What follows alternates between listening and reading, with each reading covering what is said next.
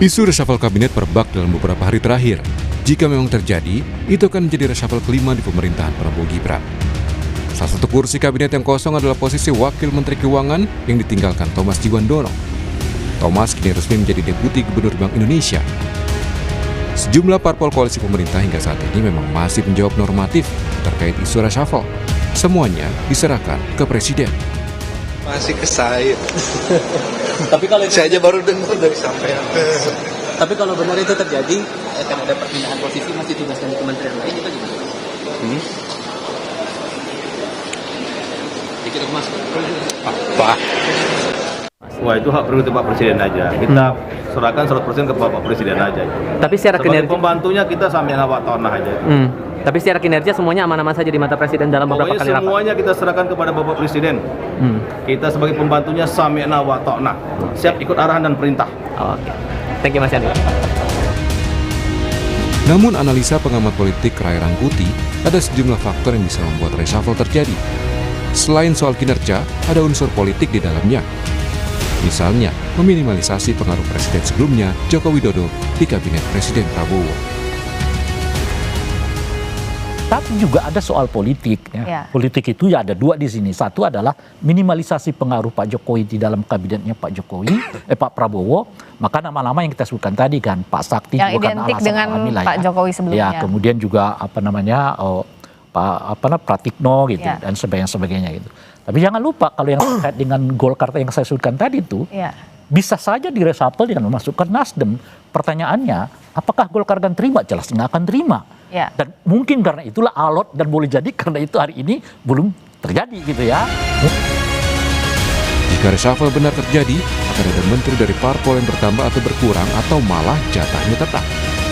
Tapi sebagaimana disinggung analis politik, reshuffle mesti berbasis kinerja dan jabatannya tidak mubazir. Tim Liputan Kompas TV.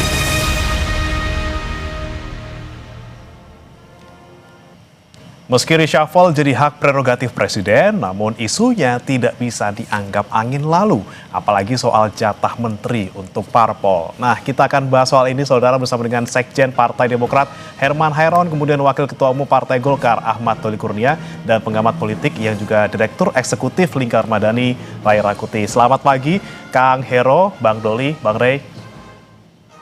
Assalamualaikum warahmatullahi wabarakatuh. Waalaikumsalam. Kita tahu ini belum tentu terjadi, bisa jadi, bisa tidak, dan semuanya adalah haknya Pak Prabowo. Tapi kita akan coba ulik-ulik kemungkinan-kemungkinan nih. Saya mau ke Kang Hero dulu nih. Kang Hero, ini kan di Demokrat ada 6 nih kader Demokrat yang ada di kabinet gitu ya. Deg-degan gak sih kalau dengar-dengar ada isu reshuffle seperti ini? Ya, tentu sama ya. Normanya adalah ini adalah hak prerogatif Presiden. Dan evaluasi dan kemudian apakah terjadi reshuffle atau tidak terjadi reshuffle itu menjadi kewenangan dari Presiden. Dan bahkan kalau ada portofolio atau nomenklatur baru juga itu adalah haknya dari Presiden.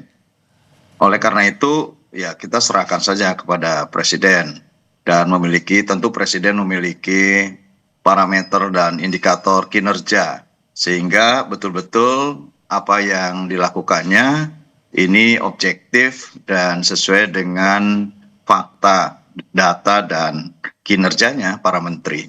Nah, untuk menteri-menteri kami saya yakin ya, karena kami juga punya pengalaman kan 10 tahun waktu Presiden SBY berkuasa tentu seluruhnya bekerja dengan baik. Dan ini juga menjadi parameter-parameter yang dikerjakan oleh menteri-menteri yang berasal dari Partai Demokrat.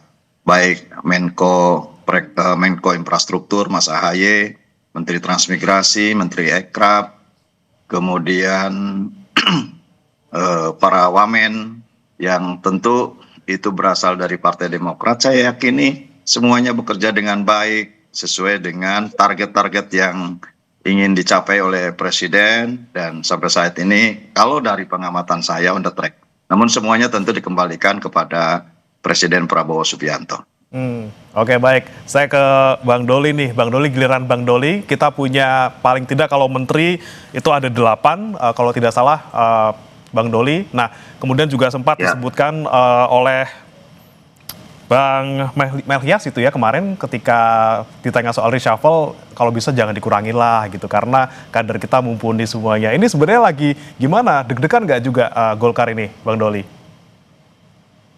Iya, pertama prinsipnya adalah bahwa kita harus sama-sama paham ya bahwa seorang presiden dimanapun di dunia ini termasuk presiden Indonesia pasti ingin memberikan yang terbaik buat bangsa dan negara. Jadi ingin kabinetnya itu satu periode full itu perform gitu, berhasil menjalankan program-program yang konkret yang dirasakan oleh rakyat untuk kepentingan bangsa dan negara. Itu yang pertama. Nah, oleh karena itu sebetulnya dalam rangka itu, nah seorang presiden itu punya fasilitas. Jadi kalau dalam rangka untuk memperkuat kinerja, kalau ada ya pembantu-pembantunya di kabinet itu dianggap tidak perform, ya tidak memenuhi kinerja yang sesuai dengan standarnya, ya dia diberi kewenangan untuk melakukan pergantian gitu. Nah, itu yang juga dipahami oleh Golkar. Nah, dari awal posisi Golkar ini kan adalah menjadi pendukung utama ya, pendukung Pak Presiden dan pasangannya Pak Gibran gitu. Jadi kita juga punya tanggung jawab untuk mensukseskan pemerintahan ini. Nah, oleh karena itu makanya kita serahkan sepenuhnya kepada Pak Presiden. Nah, yang penting buat kami ya, terutama Pak Ketua Umum selalu mengingatkan kepada seluruh jajaran dan terutama kadernya yang ada di kabinet ya untuk bekerja dengan sungguh-sungguh, dengan serius untuk menunjukkan performance yang maksimal gitu. Sehingga memang apa yang menjadi niat Presiden untuk membuat semua jajaran kabinet itu bisa bekerja secara maksimal, ya itu bisa kita wujudkan sama-sama. Itu posisi Partai Golkar. Baik, Bang Doli, kalau misalnya ditambah, pasti semuanya siap untuk ditambah. Senang sekali ditambah jumlah menteri yang dari parpol tertentu. Tapi kalau misalnya ternyata dikurangi gitu, Bang Doli, apalagi mungkin terkait dengan ada kontroversi di satu sosok menteri misalnya di Partai Golkar seperti itu. Bagaimana? Siap juga nggak kalau untuk dikurangi? Ya tentu kita sih tidak berharap ya. Artinya Partai Golkar tetap berharap bahwa amanah kepercayaan yang sudah diberikan oleh bangsa dan negara melalui Pak Presiden kepada kami ya, dengan ada sekian jumlah menteri yang ada di kabinet sekarang itu tidak berubah gitu ya, dan kami menilai selama ini juga dan terus mendorong ya supaya mereka tetap bekerja dengan baik. Nah, tetapi sekali lagi ya, apapun ya, mau ada pergantian, tidak ada pergantian, kemudian apa sebabnya ada pergantian dan kapan, itu semuanya hak prerogatifnya Presiden ya. Jadi kami tentu kembalikan semua kepada Pak Presiden itu. Kami nggak punya ya secara peraturan perundangan ya, partai politik itu tidak punya kewenangan ya untuk menentukan segala sesuatu dengan posisi di kabinet, karena yang paling menentukan itu adalah Pak Presiden gitu. Tapi nama tentu disiapkan kalau misalnya diminta oleh Pak Presiden. Oke, Golkar saya mau minta deh nama, sudah disiapkan juga Bang Doli? Nah, itu kami punya mekanismenya ya. Kalau soal posisi di kabinet itu, Partai Golkar sudah menyerahkan sepenuhnya urusan kabinet itu selalu dari periode ke periode ya, itu kepada Ketua Umum. Jadi pembicaraannya itu antara Presiden dengan Ketua Umum. Jadi kalau bicara tentang menghadapi reshuffle atau pada saat di awal penyusunan kabinet, itu seorang presiden di Indonesia ini pasti akan berkomunikasi dengan Ketua Umum Partai Golkar. Dan Ketua Umum Partai Golkar biasanya juga kami sudah kasih kewenangan untuk siapa-siapa saja yang akan direkomendasikan. Dan kalau menurut pengalaman selama ini ya, yang saya ketahui ya, cerita dari beberapa ketua umum itu selalu disiapkan beberapa nama ya, beberapa nama, dan kemudian terjadi diskusi dengan Pak Presiden, dan pada akhirnya ketetapan atau keputusan itu keputusan akhirnya ada di Pak Presiden. Baik. Nah, kalau ke Kang Hero sama nggak mekanismenya? Ada persiapan ataupun disiapkan namanya dari Ketua Umum, kemudian kalau misalnya pun dikurangi juga sudah siap, Kang Hero? Ya, saya kira tidak mendahului kehendak Presiden ya.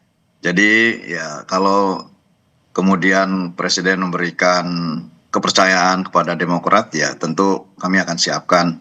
Dan nanti keputusan internal kami ya sangat bergantung juga kepada Ketua Umum dan Ketua Majelis Tinggi.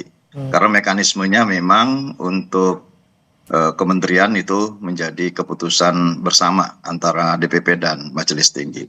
Oleh karena itu saya kira kita serahkan saja, biarkan supaya Presiden betul-betul nyaman dan kemudian bisa menjalankan program-programnya dengan baik, bisa dirasakan oleh rakyat, dan tentu mudah-mudahan ke depan Indonesia akan lebih baik, lebih maju, dan kalaupun toh ada hal-hal yang tentu ini menjadi concern perbaikan Presiden dan kemudian melihat ada harus penajaman-penajaman terhadap program-program dan lain sebagainya, tentu kita menunggu saja dari Presiden karena ini adalah seluruhnya menjadi kewenangan Presiden. Oke, baik. Saya ke Bang Rey. Bang Rey, Anda sempat bilang bahwa ini ada kemungkinannya antara yaitu tadi penilaian soal kinerja dan juga soal politik, apalagi kalau Anda bilang ini bisa jadi untuk istilahnya sapu-sapu pengaruh Jokowi di kabinet yang sekarang. Nah, ini kekuatan yang mana sebenarnya, Bang Rey? Kalau Anda melihat mungkin dari reshuffle pertama sampai reshuffle keempat dan mungkin nanti di reshuffle kelima. Iya, kalau di reshuffle kelima ini saya kira perpaduan antara yang disebut politik, yang disebut dengan kinerja, plus juga dengan faktor alam. Faktor alam itu yang mungkin terkait dengan kesehatan gitu ya. Nah, tapi kalau dipilih di antara yang ketiga, mana kelihatan yang paling menonjol? Saya kira pertimbangan utamanya itu soal kinerja. Bahwa menteri-menteri yang dianggap saat ini bekerja sama dengan Pak Prabowo mungkin dianggap kurang optimal oleh Pak Prabowo. Dan memang kenyataannya kan kalau kita lihat sampai sekarang banyak keluhan masyarakat, banyak. Ya saya kira kalau dilihat dari sebelum tahun pertama dan sekarang, kan kecenderungan tingkat kepuasan publiknya itu menurun, bukan meningkat gitu. Meskipun penurunannya nggak terlalu jomplang, nggak terlalu cepat gitu, tapi nurun kan dari 82 sekarang ke 77 dan sebagainya. Dan kalau begini terus, ya bisa saja itu menuju ke arah 65 gitu. Nah, oleh karena itu pada tingkat tertentu yang realistis, memang Pak Prabowo membutuhkan penyegaran lah dalam konteks kinerja gitu. Nah, cuman tidak itu saja, ada aspek yang disebut dengan politik gitu. Misalnya apa? Mempertimbangkan apakah kemungkinan menambah teman koalisi di dalam kabinetnya Pak Prabowo atau tidak gitu. Nah, itulah yang saya kira kalau itu yang dilakukan oleh Pak Prabowo, potensi Nasdem menjadi masuk, tentu harus ada satu partai politik yang kehilangan kursi dan besar kemungkinan kehilangan kursi itu diambil dari Golkar gitu. Pertanyaannya adalah apakah Golkar akan terima? Nggak akan terima gitu. Nah, oleh karena itulah terjadi akan dialog yang besar, tapi segala sesuatunya seperti yang disebutkan tadi oleh baik Bung Doli maupun Bung Hairun ya mengatakan tergantung presiden. Nah, artinya memang presidennya nih sekarang. Kalau presidennya mengatakan saya mau reshuffle satu orang dari Golkar, saya kira ya Golkar ikut-ikut saja pada ujungnya meskipun tentu tidak mau gitu ya. Tapi kalau presidennya tegas mengatakan saya akan reshuffle, saya masukkan kader yang lain dari partai yang lain, ya ujung-ujungnya Golkar akan tetap ikut gitu. Masalah utama dari reshuffle ini menurut saya adalah soal ketegasan Pak Prabowo sendiri gitu. Dan oleh karena itulah saya tidak terlalu yakin bahwa Pak Prabowo akan melakukan reshuffle besar-besaran gitu ya. Karena apa gitu? Karena saya kira Pak Prabowo nggak punya mental politik untuk berhadapan dengan teman-teman koalisinya gitu. Jadi mungkin Bahlil sedikit ngambek, mungkin Pak Ahy dia akan kembali lagi gitu ke format semula gitu. Itulah yang kelihatannya membuat hampir saya kira 2-3 kali reshuffle yang pernah dilakukan itu meleset dari apa yang selama ini berkembang di tengah masyarakat dalam pengertian waktu. Kita nganggapnya hari ini ternyata nggak jadi, baru besok lusa macam-macam dan sebagainya. Karena ketidaksiapan mentalitas politik Pak Prabowo menghadapi teman-teman koalisinya gitu. Nah, kenapa itu bisa terjadi? Karena Pak Prabowo menurut saya terlalu dihantui oleh oleh filosofinya sendiri dalam politik. Apa itu? politik harmoni itu. Nah, bagaimanapun tentu ya kalau ada reshuffle, apalagi mengurangi jatah partai politik atau atau meminggirkan orang-orang yang dianggap sangat berpengaruh di dalam internal partai politik, akan menimbulkan gejolak secara internal gitu. Nah, saya tidak melihat Pak Prabowo punya kesiapan mentalitas politik untuk berhadapan dengan katakanlah kengambekan gitu ya, atau berhadapan dengan kejengkelan gitu, atau berhadapan dengan katakanlah misalnya sikap memperlihatkan ketidaksukaan gitu dari teman-teman koalisinya gitu. Itu yang mengakibatkan menurut saya betapapun mungkin keinginan Pak Prabowo mau melakukan reshuffle, ujung-ujungnya kelihatan terlambat lagi. Kemarin kita menganggap akan terjadi reshuffle gitu, ternyata nggak jadi. Sudah 2-3 hari setelah kemarin itu angin reshuffle-nya juga makin tidak kelihatan. Nah, tapi kalau terkait dengan satu-satunya kelihatan yang beliau agak berani maju, ya berhadapan dengan minimalisasi pengaruh Pak Jokowi. Itulah makanya nama-nama anggota kabinet dari Pak Jokowi ini terlihat ya nggak terlalu kuat resistensinya terhadap Pak Prabowo, karena memang backup dari mereka dari menteri yang berasal dekat dengan Pak Jokowi ini juga nggak terlalu kuat lagi seiring dengan makin menurun popularitas ya Pak Jokowi di hadapan masyarakat gitu. Tapi kalau menurut analisis Bang Rey, untuk nama yang sekiranya gitu ya bakal keganti dapat rapor merah dari Pak Prabowo, siapa nih? Kalau saya sendiri kalau terkait dengan kinerja berhubungan, kan ada beberapa nama yang disebutkan oleh yang beredar di tengah masyarakat, saya kira iya gitu. Satu Pak Pratikno gitu, itu Pak Sakti tentu saja ada kaitannya juga dengan kesehatan gitu ya. Menteri pariwisata saya kira juga layak untuk dievaluasi oleh Pak Prabowo gitu ya. Dan itu yang saya sebut ini termasuk Pak Sugiono ya, Menteri Luar Negeri kita gitu, itu juga ternyata begitu banyak sorotan atas kinerjanya kepada akhir-akhir ini gitu ya. Jadi ada beberapa menteri yang menurut saya secara objektif memang kinerjanya layak direshuffle oleh oleh Pak Prabowo gitu, tapi juga ada persoalan yang kaitan dengan politik. Makanya nama-nama yang erat kaitannya dengan Pak Jokowi kelihatan sekarang jadi bidikan, termasuk di dalamnya adalah Menteri Dalam Negeri gitu. Menteri Dalam Negeri saya kira juga salah satu yang mungkin saja bisa direshuffle oleh Pak Prabowo terkait dengan munculnya ketidakserentakan ya, ketidakpuasan, mulai kritik-kritik yang banyak terhadap pengelolaan berkaitan dengan keuangan yang berhubungan dengan TKD di daerah dan seterusnya itu. Gitu. Apalagi ini kalau kita lihat tadi nama-nama yang Anda sebutkan kebanyakan adalah non partai gitu ya. Berarti benar-benar nggak bisa berani untuk nyentuh dari partai nih Pak. Itu yang saya sebut tadi. Kalau Pak Prabowo masuk ke politiknya agak berat gitu, meskipun mungkin ada keinginan yang kuat. Nah, itu yang saya katakan tadi itu, ini sangat tergantung kepada mentaliti politiknya Pak Prabowo, dan saya tidak terlalu percaya bahwa Pak Prabowo itu memiliki ketegaran politik gitu loh, berhadapan dengan teman-teman koalisinya. Sebab kalau beliau punya ketegaran politik itu, saya kira banyak anggota kabinet yang berasal dari partai politik yang sekarang ini dapat dievaluasi oleh Pak Prabowo gitu. Tapi kenyataannya kan kalau kita lihat prosesnya, Pak Prabowo menerima apa saja yang dicalonkan oleh partai politik. Dan setelah selesai membicarakan kursi ke kursi gitu ya, kita dapat ini, kita dapat ini, kita dapat ini. Siapa orangnya? Nah, orangnya itu ya diserahkan oleh partai gitu ya. Pak Prabowo mungkin akan seleksi dari 2 atau 3 nama, tapi itu kan Pak Prabowo sendiri menurut saya nggak punya kemampuan, boleh jadi saya mau dia loh, dan sebagainya. Jadi Pak Prabowo pada ujungnya hanya memilih apa yang disodorkan oleh orang-orang partai, sehingga kita lihat sekarang banyak sebetulnya orang yang kita anggap nggak tepat pada posisinya, ya itu ditempatkan begitu saja karena ada dialog yang cukup kuat antara partai politik pendukung Pak Prabowo dengan partai-partai politik ini.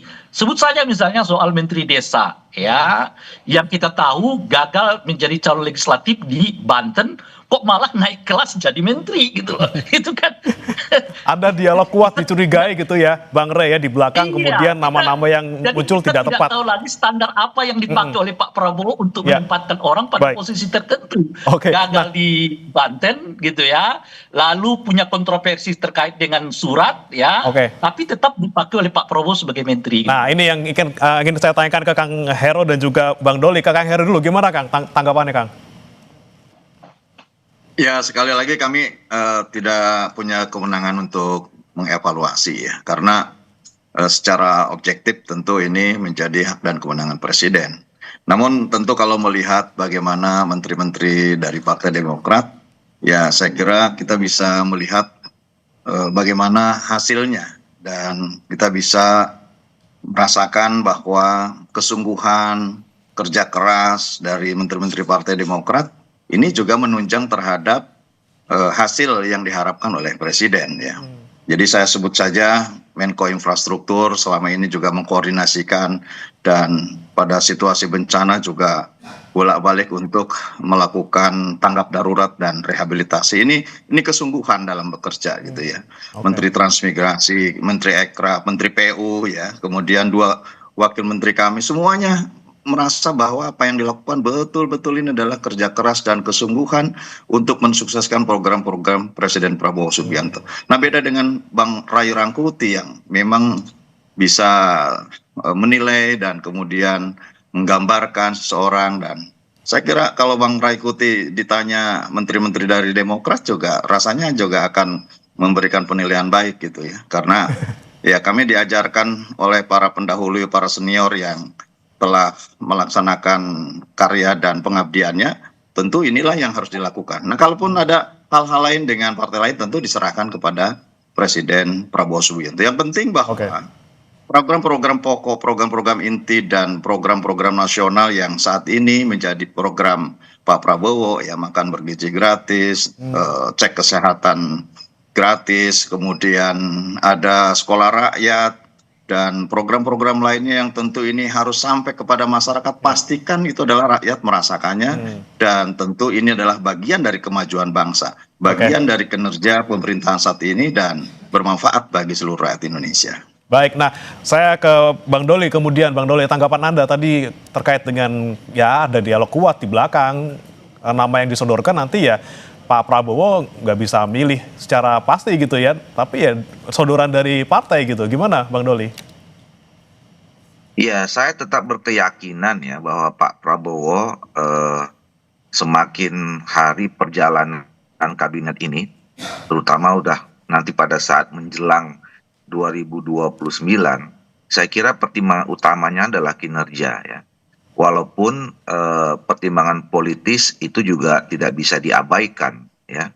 Karena itu tadi untuk bagaimana mengejar supaya semua program-program yang sudah ditetapkan ya berdasarkan visi yang sudah dibangun dari awal itu harus deliver semua, harus dirasakan oleh masyarakat gitu. Nah, apalagi kalau jadi kalau bicara tentang soal pertimbangan politik ya, katakanlah soal konfigurasi politik. Sebenarnya kan dari tahun pertama, dari hari pertama sampai sekarang udah kira-kira setahun lebih ya. Ini konfigurasi politiknya kan sudah mulai terlihat mulai ajak gitu, mulai settle. Walaupun politik tidak akan pernah ada yang settle gitu. Jadi sudah tahu persis siapa yang berada di luar pemerintahan. Kemudian di pemerintahan pun kemudian sudah tahu posisinya, misalnya selama ini mengambil posisi teman koalisi yang kritis misalnya, lebih banyak lebih mengambil peran di parlemen misalnya gitu ya. Nah, itu kan sebetulnya sudah terjadi selama ini. Nah, jadi menurut saya dan memang seharusnya saya kira memang pertimbangan utamanya itu adalah kinerja. Bagaimana semua kabinet menteri-menteri ini mau dari manapun asalnya ya, dari partai politik atau juga non partai politik, yang menurut saya tidak perlu dipertentangkan, karena yang harus yang jadi pertimbangan kan adalah apakah semua menteri-menteri ini baik itu dari non parpol maupun yang parpol itu punya kemampuan untuk mengeluarkan kemampuan teknokratiknya atau tidak gitu ya. Itu yang sebetulnya nanti akan menjadi bahan penilaian presiden. Nah, baik. jadi sekali lagi yaitu tadi saya kira Pak Prabowo setiap hari, mungkin setiap menit tentu akan memonitor semua pekerjaan kabinet ini. Baik. Dan saya kira beliau yang sudah punya raportnya sekarang ya, mana yang memang bisa tetap dipertahankan, mana yang mungkin perlu digeser, dan itu semuanya kembali kepada kewenangan Pak Presiden. Baik, baik. Terakhir saya ke Bang Rey. Bang Rey, apa yang kemudian seharusnya dilakukan Pak Prabowo di reshuffle kelima ini?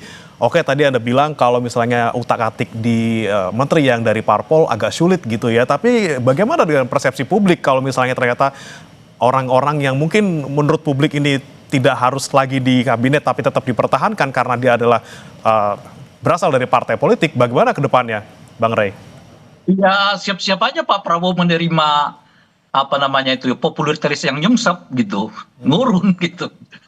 Kan datang dari Pak Prabowo sendiri, datang dari menterinya. Kan kemarin baru ada menteri juga yang sekarang mendapat perhatian netizen yang menyebut bahwa MBG itu lebih mendesak dari ke pekerjaan gitu ya. Jadi saya lihat sekarang ya ada model menteri-menteri ini untuk bisa bertahan menjadi anggota kabinet itu dengan memuji-muji terus MBG gitu loh. Itu kelihatan salah satu caranya. Jadi apapun masalahnya puji MBG. Dengan cara begitu mungkin mereka bisa bertahan sebagai anggota kabinet. Tapi kan ujung-ujungnya jadi timpang karena semua perhatian ke MBG itu. Nah, menteri ini MBG, menteri itu MBG, menteri ini MBG, bicara semua soal MBG. Yang kelihatan itu pola untuk bisa bertahan di anggota kabinet Pak Prabowo. Di saat yang bersamaan persoalan MBG ini kelihatan gak membaik pada administrasinya, pada penanganannya, pada pola distribusinya dan seterusnya itu gitu. Nah, kalau Pak Prabowo tidak melakukan apa yang ia bayangkan sebetulnya tentang anggota kabinet, ya kita akan melihat nyungseknya popularitas dan tingkat kepuasan terhadap Pak Prabowo. Oke, nanti kita nantikan bersama gitu ya, apa keputusan Pak Prabowo, ataukah dengan tadi mempertahankan dan juga menjaga hubungan baik dengan semua partai politik, atau lagi-lagi persepsi publik yang mungkin semakin liar di depan, di belakang gitu ya, terkait dengan kinerja para menterinya. Kita nantikan bersama, semoga semuanya ya kita harapkan menjadi yang terbaik gitu ya, semuanya untuk kebijakan dan juga untuk rakyat, semuanya terbaik, semuanya kita harapkan bersama-sama. Terima kasih Kang Hero, kemudian Bang Doli, juga Bang Ray Rangkuti sudah bergabung bersama kami di Semangat di Sapa Pagi, Sapa Indonesia Pagi. Selamat pagi, Bapak. Pagi.